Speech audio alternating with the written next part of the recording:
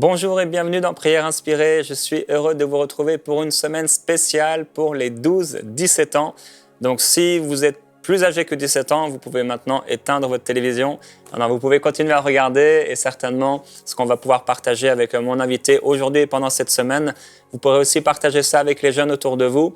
Et je vous encourage, si vous êtes des parents, à regarder cette émission avec vos ados ou simplement à leur permettre d'accéder à ces émissions pendant toute cette semaine, encourager le maximum d'ados à regarder ces émissions. Et aujourd'hui, j'ai la grâce de recevoir une invitée qui s'appelle Heidi Berceau. On est vraiment heureux de te recevoir à UMCI TV. Merci, c'est vraiment une joie d'être là. Ouais, c'est super. Et je t'ai rencontré à travers tes parents la première fois, donc Anne et Jonathan Berceau, qu'on a l'occasion de recevoir dans l'émission Bonjour chez vous. Et j'ai vu en toi, découvert en toi une fille passionnée. Une fille passionnée, une fille aussi avec un véritable fardeau pour la jeunesse, entre autres, à travers les différents dons que Dieu t'a donnés. Et j'ai aussi eu l'occasion de t'écouter en avant-première à Hosanna et vraiment de pouvoir bénéficier de la grâce que Dieu t'a donnée. Donc je veux vraiment honorer Dieu pour notre invité cette semaine. Vous les ados, vous allez vraiment être bénis à travers son ministère. Donc ouvrez votre cœur parce qu'elle a bien des choses sur son cœur. Et aujourd'hui, tu voulais partager sur le fait que beaucoup d'ados vivent un peu avec cette mentalité un peu d'abandon. Beaucoup se sentent abandonnés. Oui, en fait, le thème d'aujourd'hui, c'est un ado qui n'est plus abandonné.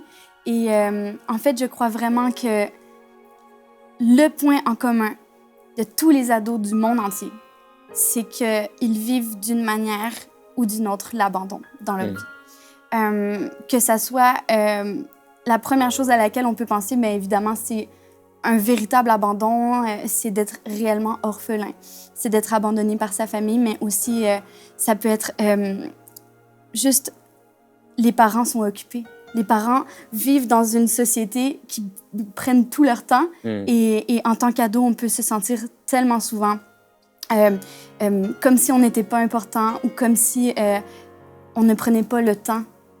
Donc, de cette manière-là, on peut aussi considérer qu'on est abandonné. Un ado, ça peut vivre tellement de choses. Les amitiés, pour un ado, c'est tellement fragile. C'est-à-dire que ton meilleur ami ou ta meilleure amie, 2 mois plus tard, elle ne peut ne plus du tout faire partie de ta vie.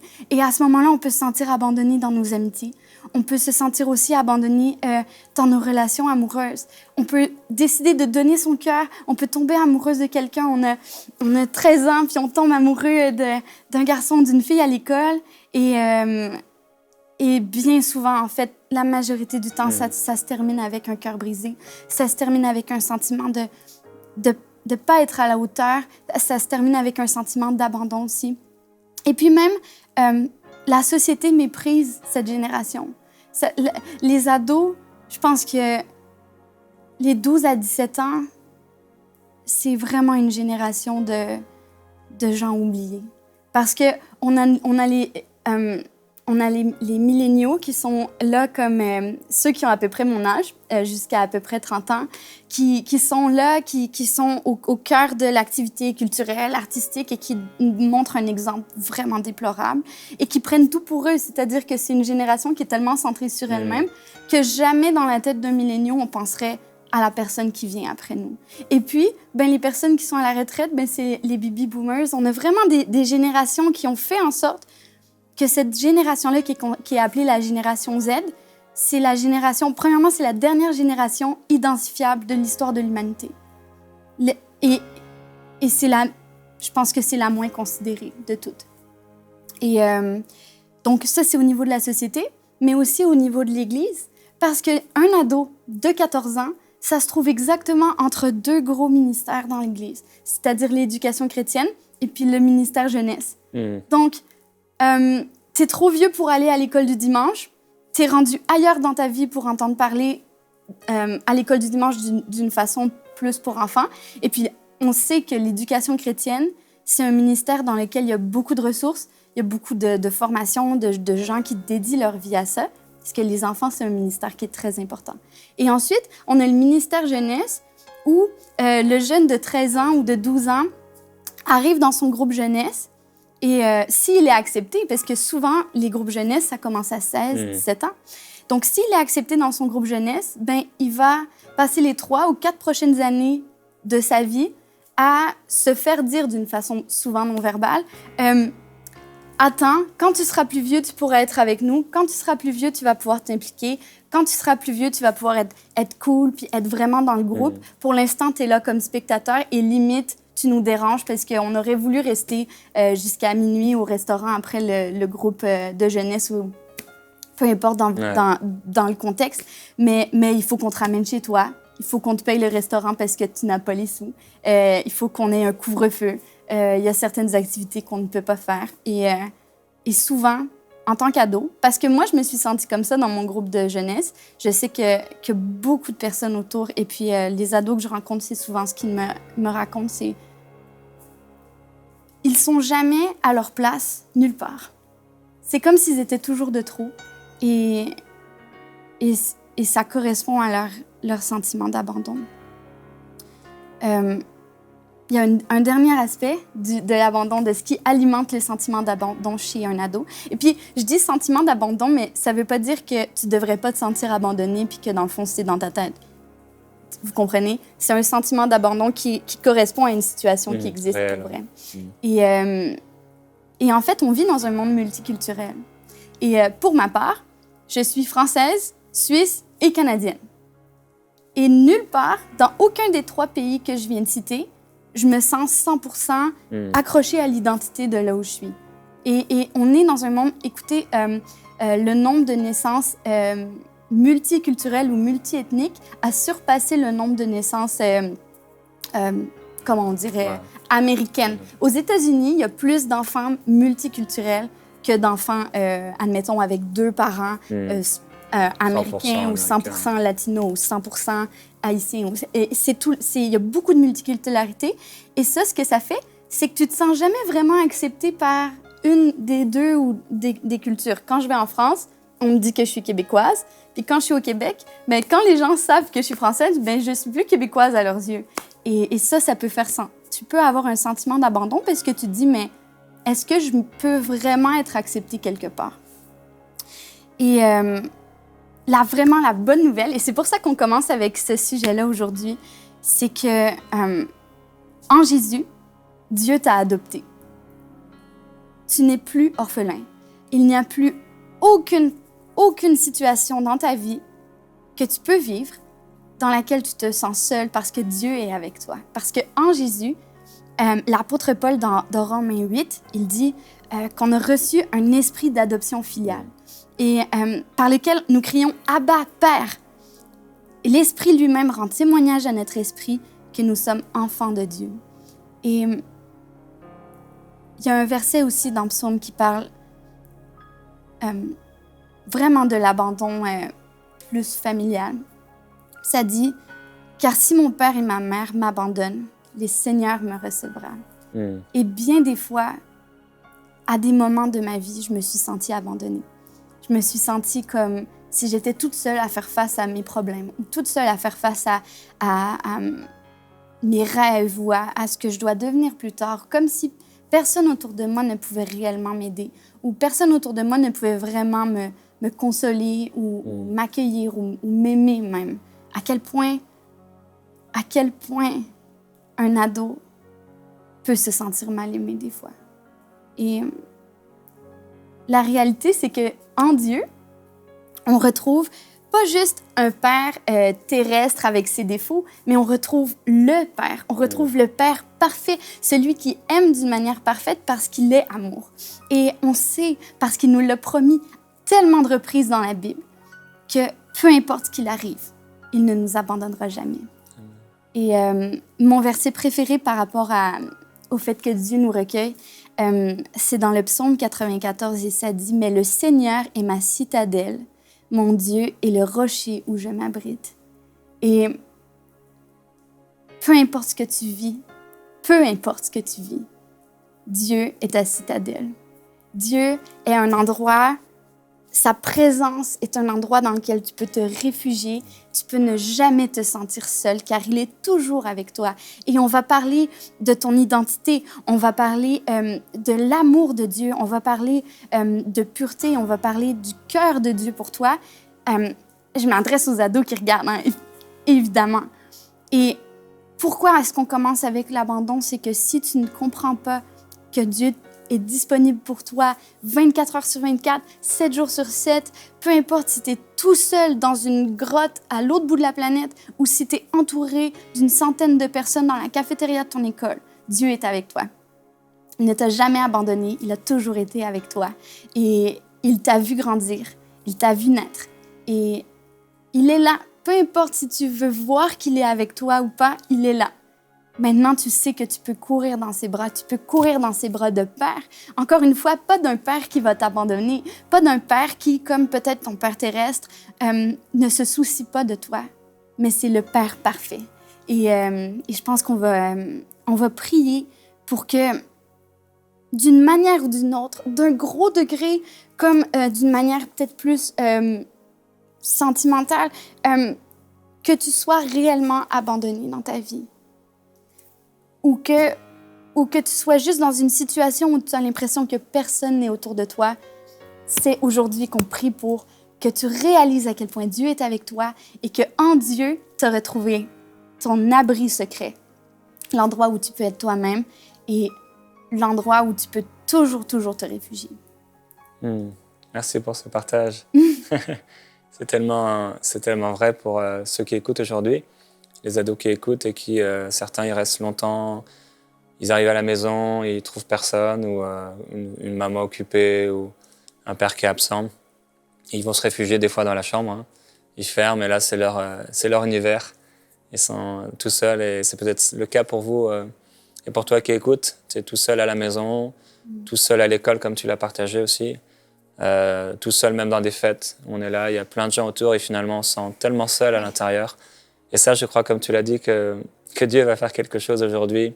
Il va guérir ton cœur de cet sentiment d'abandon, mais c'est aussi cette réalité d'abandon que tu peux expérimenter. Il va faire quelque chose que tu n'as peut-être jamais vécu jusqu'à aujourd'hui, parce qu'il t'aime, parce que c'est ton Père. Et c'est tellement plus grand, c'est tellement plus fort, c'est tellement plus puissant qu'un Père naturel. Il est ton Père céleste et il va te le démontrer. Aujourd'hui, cette semaine, à travers ces émissions, ce temps de prière qu'on va avoir ensemble, on va prier avec toi, mais on va aussi prier pour toi.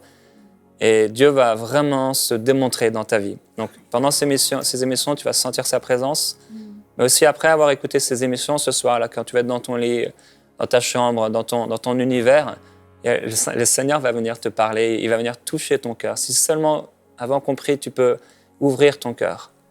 Juste ouvrir ton cœur, parce que quand on a été abandonné, on a fermé beaucoup notre cœur. On a fermé notre cœur, on ne veut plus être blessé, on veut plus avoir mal. Mais si tu peux juste dire au Seigneur, je suis prête à ouvrir mon cœur, juste pour toi. Si tu peux juste lui dire ça là où tu es, lui dire, Seigneur, je veux vraiment juste ouvrir mon cœur. Je suis prêt, je suis prête à ce que toi tu touches ma vie, à ce que toi tu me parles. Il va le faire. Amen, amen. Alors on va prier ensemble. Alléluia. Seigneur, merci. Tu es merveilleux. Tu es merveilleux. Tu es merveilleux. Père, je te remercie pour tous ces ados qui écoutent aujourd'hui, quel que soit leur âge, quel que soit leur parcours, quel que soit ce qu'ils vivent, ce qu'ils expérimentent. Heidi a partagé que tous les ados ont ce point commun, de se sentir parfois abandonnés. Et Père, on l'a tous vécu, on a tous expérimenté ça. Et je veux vraiment te remercier pour ton amour de Père. Tu es un véritable Père. Et cet ado qui écoute, tu l'aimes. Comme a dit Heidi, tu l'as vu naître. Tu as vu ces bons moments, tu as vu aussi les moments où elle pouvait être seule, où elle pouvait être triste, où elle pouvait pleurer en cachette, en silence. Tu as vu ses prières secrètes.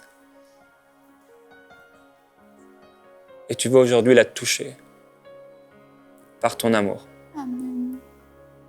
Alors Père, que ta présence vienne faire ce que aucun homme n'a jamais pu faire. Oh, Jésus.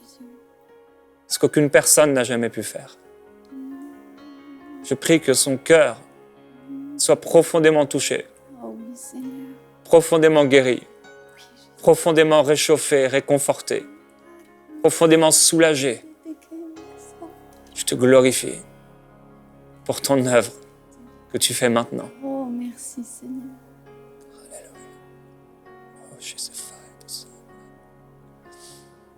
Oh oui, Seigneur, tu es le Dieu qui console.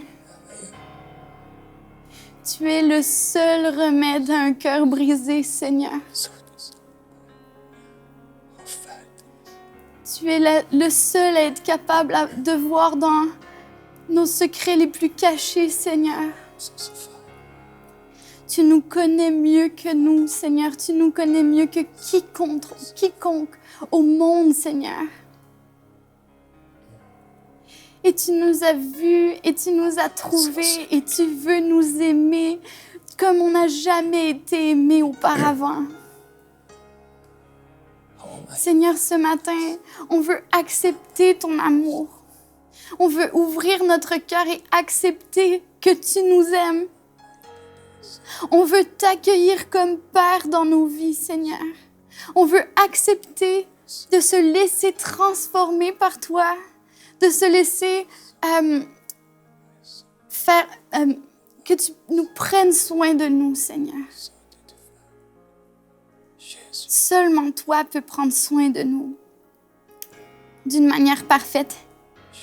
Et je te prie, Seigneur, pour chaque ado qui regarde cette émission, que tu puisses lui faire sentir pour la première fois de sa vie qu'il est complètement aimé, complètement accepté, complètement désiré, Seigneur. Que tu l'as adopté, que tu l'as choisi, que tu l'as vu là où il était et que tu lui donnes la plus grande espérance possible. Celle de te rappeler ton fils, de te rappeler ta fille et de vivre pour l'éternité dans ton royaume, Seigneur. On n'a pas été adoptés dans une famille ordinaire.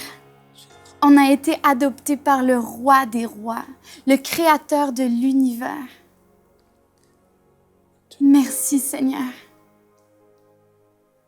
Oh, tu ne nous abandonneras jamais parce que tu nous l'as promis dans ta parole et on veut te croire parce que tu es l'inventeur de la justice, l'inventeur de la vérité, Seigneur. Il n'y a aucun mensonge en toi et quand tu dis que tu fais quelque chose, tu le fais. Et ce matin, tu nous dis, je ne t'abandonnerai jamais.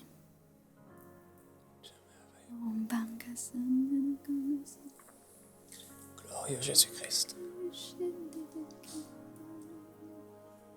Tu sais, toi qui écoutes, la Bible dit dans un livre dans l'Ancien Testament, dans Ésaïe, en parlant de Jésus, qu'il a vécu ce que tu as vécu.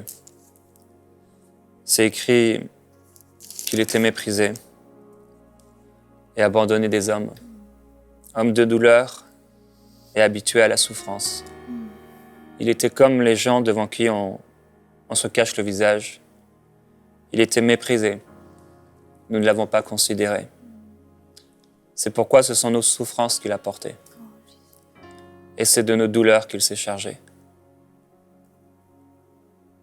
Nous étions tous errants comme des brebis. Chacun suivait sa propre voie. Et l'Éternel a fait retomber sur lui la faute de nous tous. Il a été maltraité, humilié. Mais lui, il n'a pas ouvert la bouche.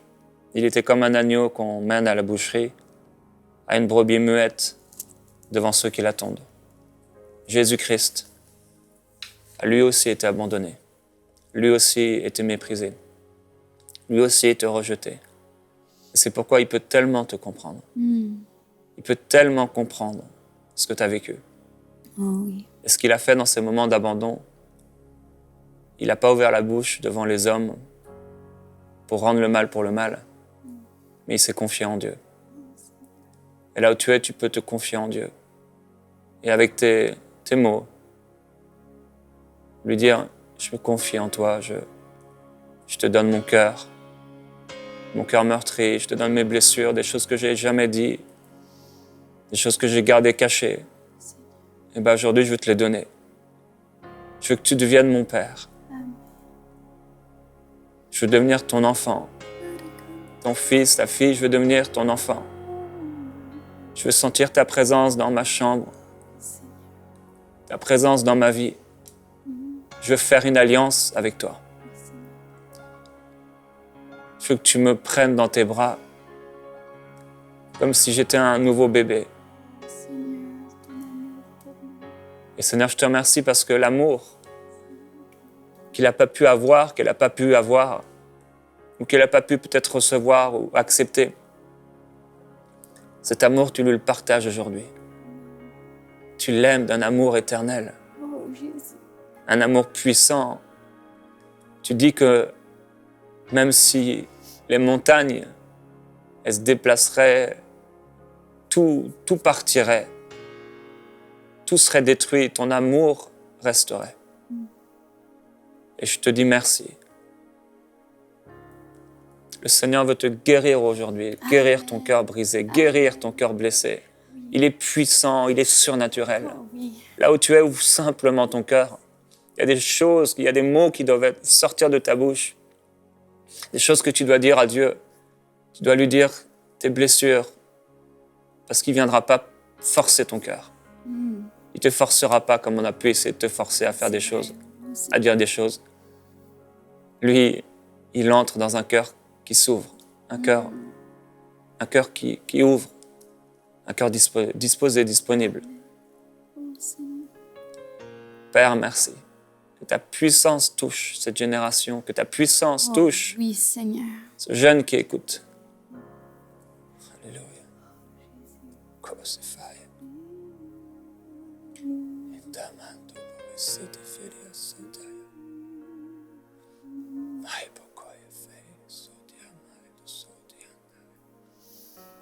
Oh, les yeux de Dieu sont posés sur toi et il te regarde avec bienveillance parce qu'il veut ton bien, parce qu'il veut le meilleur pour toi et parce qu'il t'aime.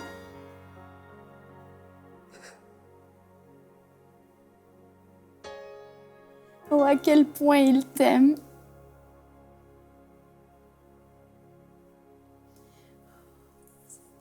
Jésus-Christ.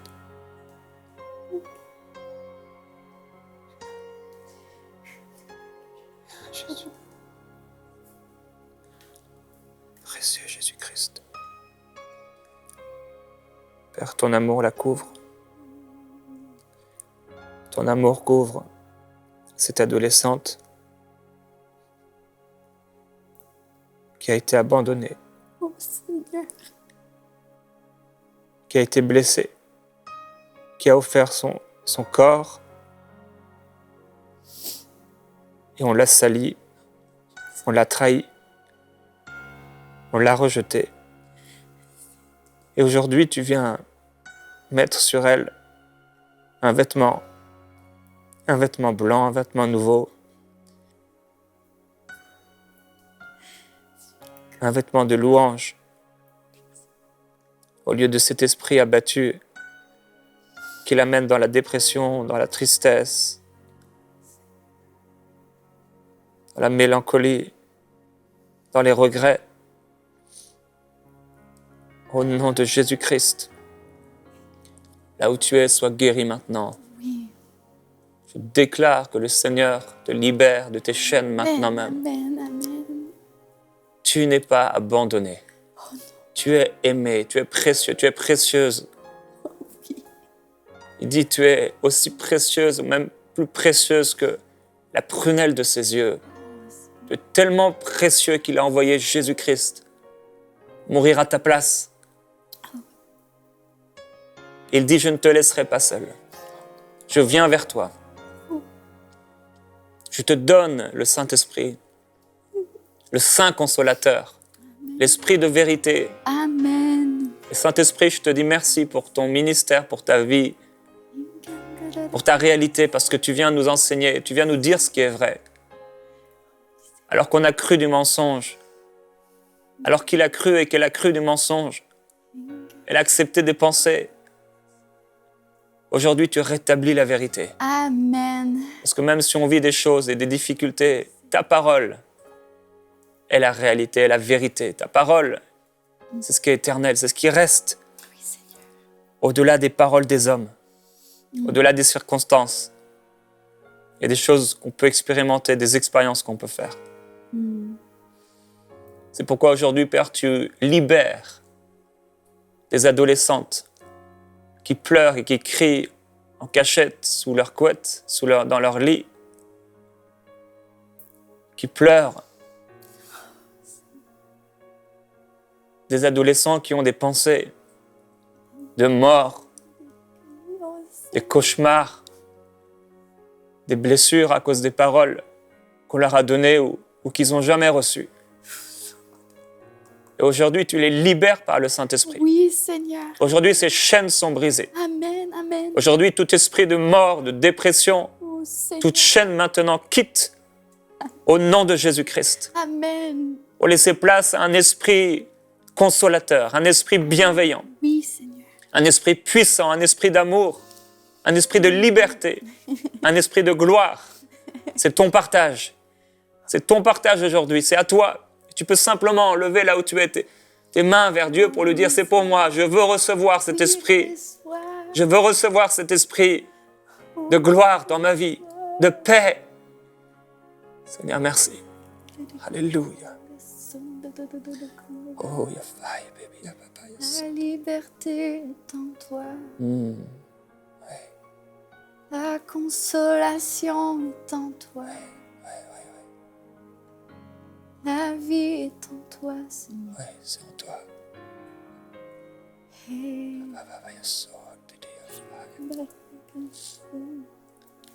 Merveilleux Jésus. Merveilleux Jésus-Christ. Tu es glorieux. Glorieux. Merci, Seigneur, pour tout ce que tu fais. Ce que tu le fais, tu ne le fais pas à moitié, Seigneur, et on croit que dès cet instant, tu as agi dans la vie de tous ceux qui sont devant leur écran aujourd'hui, Seigneur. Merci pour toutes les grandes choses que tu vas accomplir.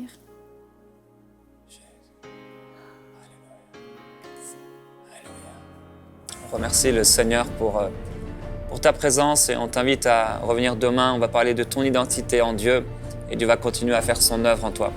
À demain dans Prière inspirée.